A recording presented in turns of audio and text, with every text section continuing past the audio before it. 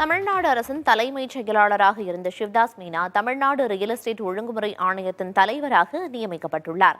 அவருடன் செய்தியாளர் ரமேஷ் நடத்திய நேர்காணலை தற்போது பார்க்கலாம்.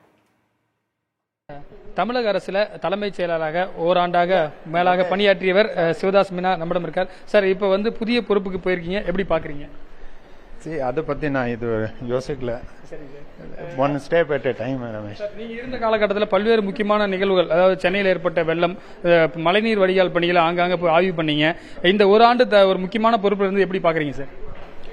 சரி, எப்பவுமே நம்ம ஒரு டீம் ஒர்க், எல்லா அலுவலரோட ஒன்னா இணைந்து and with the advice of the honorable chief minister, honorable ministers, with the advice of the council of ministers, நாங்க ஒர்க் பண்ணிட்டு இருந்தோம்.